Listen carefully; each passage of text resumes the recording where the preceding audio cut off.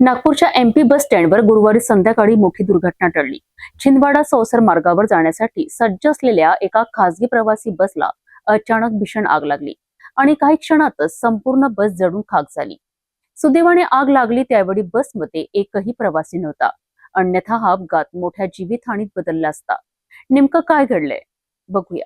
नागपूरच्या MP bus stand परिसरात गुरुवारी सायंकाळी 4:15 सुमारास एक धक्कादायक घटना घडली। छिंदवाडा सौसर मार्गावर धावणारी अमीना ट्रॅव्हल्सची MH49 AT 3249 क्रमांकाची बस प्रवासासाठी सज्ज होती। बस काही मिनिटातच रवाना होणार असतानाच अचानक धुराचे लोट बाहेर येऊ लागले आणि क्षणार्धात आगीने रौद्ररूप धारण केले। प्रत्यक्षदर्शींनी दिलेल्या माहितीनुसार बसमधील शॉर्ट सर्किटमुळे ही आग लागल्याची प्राथमिक शक्यता वर्तवली जात आहे। आग इतकी भीषण होती की काही मिनिटातच संपूर्ण बस ज्वाळांच्या विळख्यात सापडली।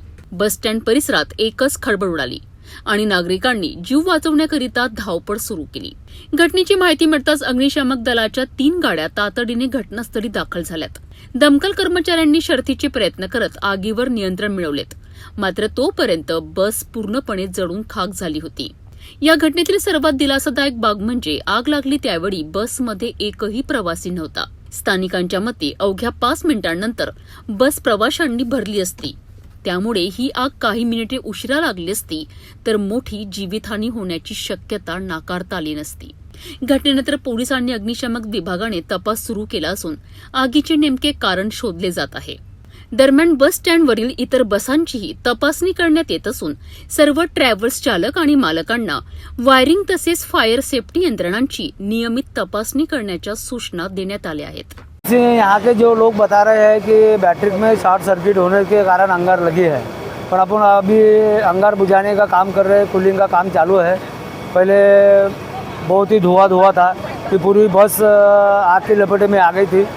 हमको 16:16 को कॉल आया हमारे कंट्रोल रूम में। वैसे वहाँ से तुरंत एक सिविल अग्निशामक केंद्र की पूरी टीम और वाहन के साथ घटनास्थल पर पहुंची। आग पर नियंत्रण पा लिया था, पर पानी की और बौछार होने के कारण कॉटन मार्केट अग्निशामक केंद्र की गाड़ी 1-2 मिनट के अंतर से वो तुरंत घटनास्थल पर पाचारण किया वाहन को। और मुझे मैं घटना स्पॉट पे पहुंचने के बाद और मुझे पानी की आवश्यकता लगती है, और मैंने एक छोटी सा फायर टेंडर, एक हमारा मिनी फायर टेंडर है, वो भी घटनास्थल पर दाखिल किया है।